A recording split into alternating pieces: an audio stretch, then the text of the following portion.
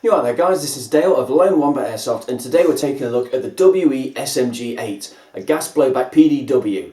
Now if you've not seen one of my video reviews before, the way I always do it is I put YouTube annotations up on either side of me, so if there's a specific thing you want to find out about this gun, you can click on any of those links and it's going to skip ahead to that part of the video.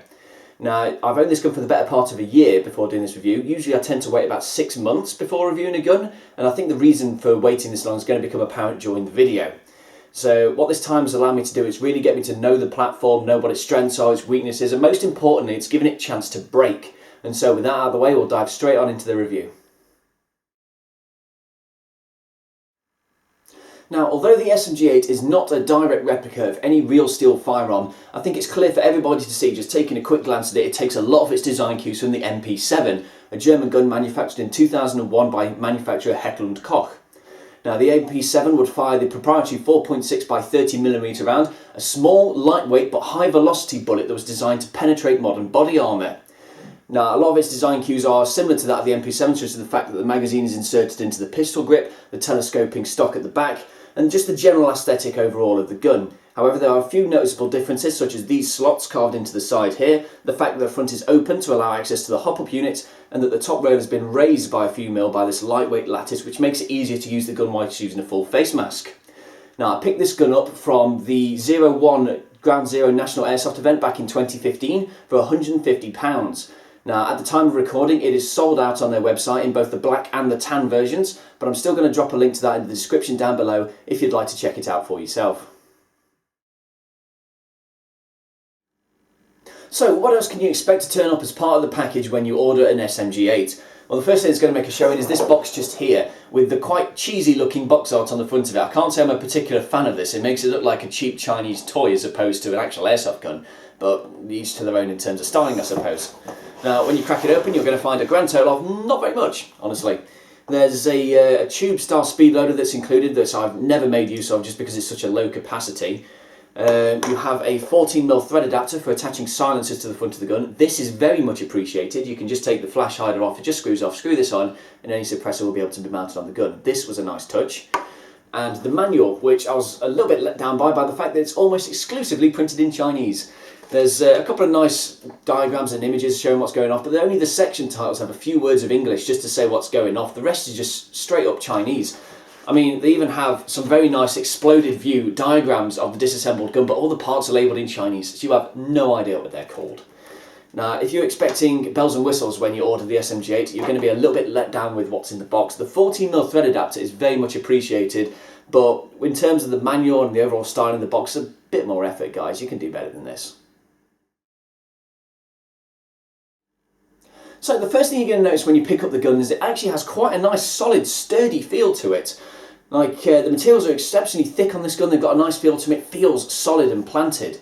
Now, one of the reasons that put me off buying an actual MP7 and went for this one is the fact that the stocks looked quite flimsy, but I'm quite happy to say on this one it's solid. There's very little rattle on the gun. In fact, the only thing rattling are these two charging handles at the back, which can be forgiven, they need to move around anyway to do their job.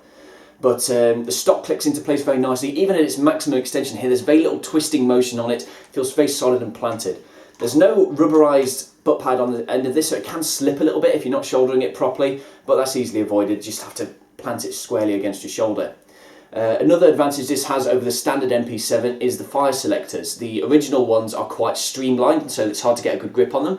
But on this one they're quite chunky, so it's very easy to just flick between the different modes. They lock into place very effectively, and I've never had trouble with them slipping the fire mode into something else whilst during operation. So overall first impressions then are exceptionally good, especially for this price point. The gun feels solid, it feels real. The weight's quite nice as well. It's far from what I'd call heavy, but it's just weighty enough to make it feel real without being so heavy that it gets in the way of operation. I mean, it's still very lightweight, still very flickable.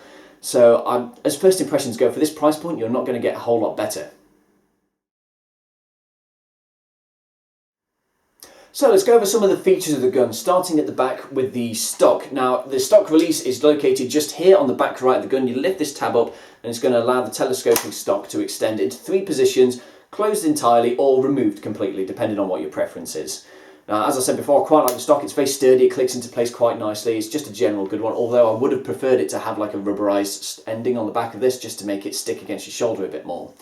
Moving forward, you've got the charging handles located just here. Now, in order to operate these, you need to push them together slightly before pulling them down. If you just pull them, they're going to stick in place. You need to squeeze them together before pulling that.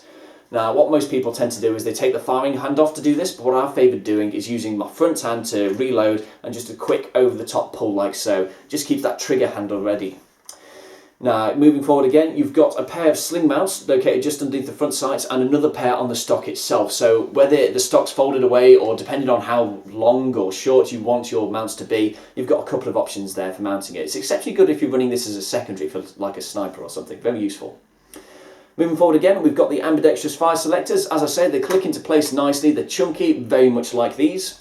Located just below the trigger is the ambidextrous mag release. You press this little tab down to release the mags. They click into place nicely when they fit, but we'll get into that later. And you've got a grand total of 4 rails on the gun. You've got 2 on either side, 1 on the bottom, and the monolithic run on the top that's raised on this lattice that makes it a lot easier to use this when you're running a full face mask. On top of the sights itself, you've got the iron sights that are included. They are non-removable and they're the UMP style sights as opposed to the tri-dots found on the actual MP7. Personally, I prefer these because they give quite a nice sight picture and they, as I said, they are adjustable. And even though they are non-removable, like putting a red dot on top of this gun, they're so low profile that it doesn't actually get in the way. So we're going to move on to the mags and my first major problem with this gun. The fact of the matter is that when I was trying to buy spare mags for this gun, 2/3 of the mags that I tried did not fit. The problem is that on the mags themselves, there's a little cutout just here that the mag catch latches onto. Now, the machining tolerances for these are all over the place. The size and position can vary quite wildly depending on models.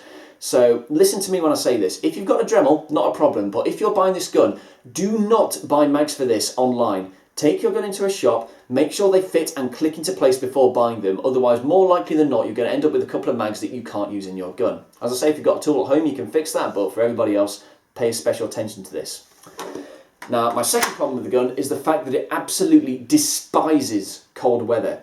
I'd originally wanted to get this review done early in the year, but for 6 months of the year, around about November onwards, I was not able to use the gun at all due to the cold. It just simply does not like it at all. I'd planned out a nice test where I'd got a different kind of gas for each mags to see how the cold weather affected it. We had one filled with Zero, one Pro, one with WE green gas and a specialised winter gas in the other. And here's how that turned out.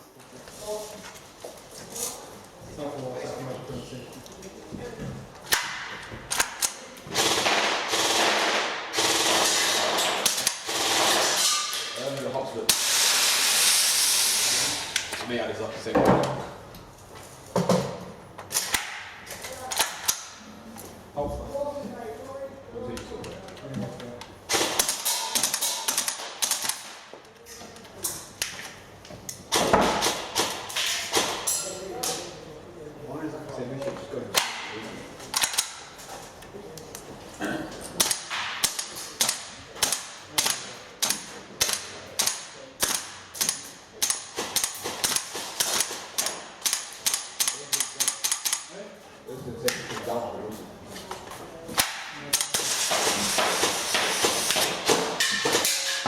So, as can be seen from that test there, all the mags would just dump the gas out the front, or sometimes they're going to be cycling but no BBs would be coming out to the front of it. So this gun does not like the cold.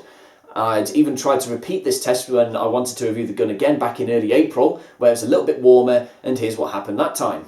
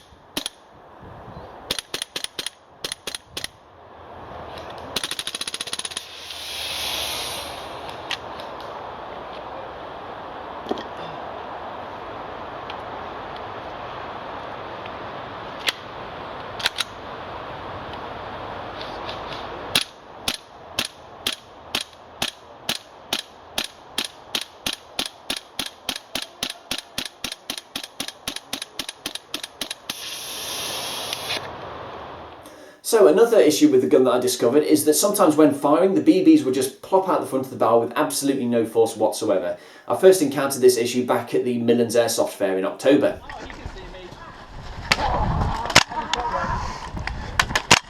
Oh, that's no good. You alright? They're just plopping out. Mag change. And finally, because if those reliability issues weren't enough, one thing that has plagued me for quite some time is the fact that the charging handle and the bolt itself has a horrible habit of sticking open just before closing in on the firing chamber, meaning that the gun won't particularly work and you had to cycle the whole thing again, wasting rounds, wasting time, probably getting shot while you're trying to do this.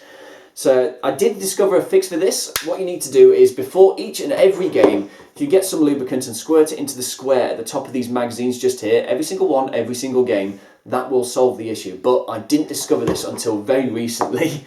So that has been a problem that's been plaguing me for months. So that's why I've not been able to get as much game time in this over an extended period of time as I would have liked. So the physical features of the gun, absolutely love them, but the reliability, don't even make me laugh on that. So when I was back at Black Hills Airsoft in Chesterfield, I finally managed to get in a shooting test done with this gun. The test was taken at 20 metres with 0.25 gram BBs. It is going up slightly. It's going up just before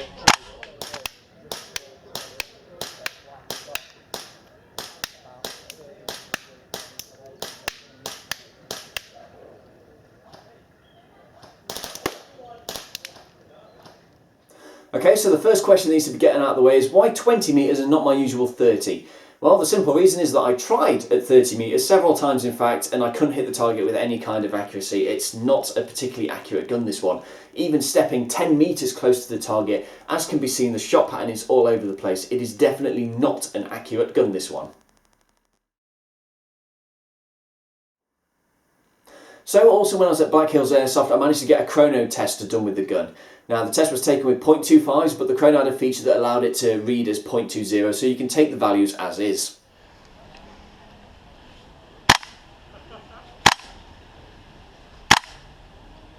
.312, .309, .308, .306, 300,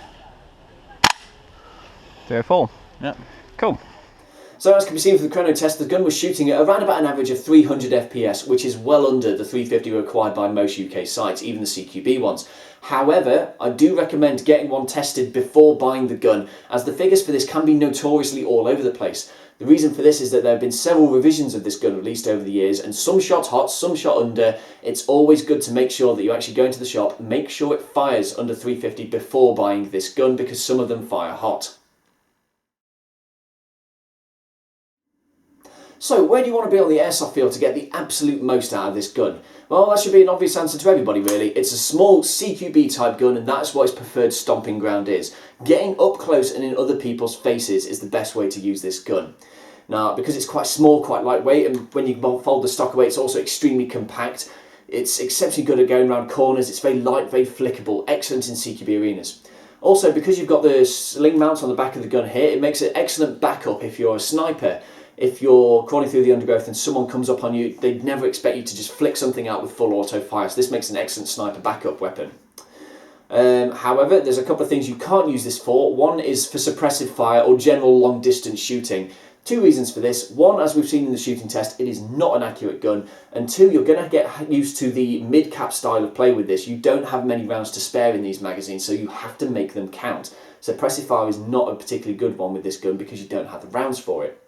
I do recommend that you run the gun on semi only. Yes, you've got the full auto feature, and the full auto more than gets the job done. However, by using it on semi, A, you're going to start conserving ammunition because you're not spending as many in one go, and B, it's going to have a less effective chilling effect over the gun because of the gas. If you just do a full mag dump with this on full auto, towards the bottom quarter of the mag, the rate of fire is going to start to slow down, and sometimes it'll just spew the rest of the gas out the front and you've wasted the last 10 rounds because there's no more gas in the mag. So make sure to use this on semi, the mag will last longer and it'll be much more reliable. So as we say, CQB environments, get up close in people's faces with this gun, don't take long shots with it, that is the best way to run with this package.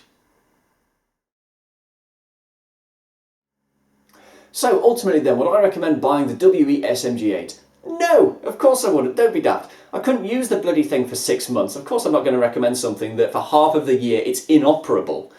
It looks good, it feels good, I enjoy the blowback of the gun, it adds a whole other element to it with the recoil of it. The recoil's strong, it feels nice, it's fun to use when it works, and that just makes it even more of a crying shame when it doesn't work, which is almost all the time, to be honest. So I originally picked this up wanting a cheap entry-level platform into GBBRs. This is not it. Even 2/3 of the mags didn't fit when I was trying to buy them. It's just problems after problems with this thing. So, although I found it really fun to use, no, avoid this gun at all costs. Now, I really hope you've enjoyed my review of the WE SMG-8. If you've got any questions that you'd like to ask me, maybe you want to share your own experiences with this platform, perhaps they differ from mine, leave them in the comment section down below and I'll get back to you as soon as I can. And until next time, this has been Dale of Lone Wombat Airsoft.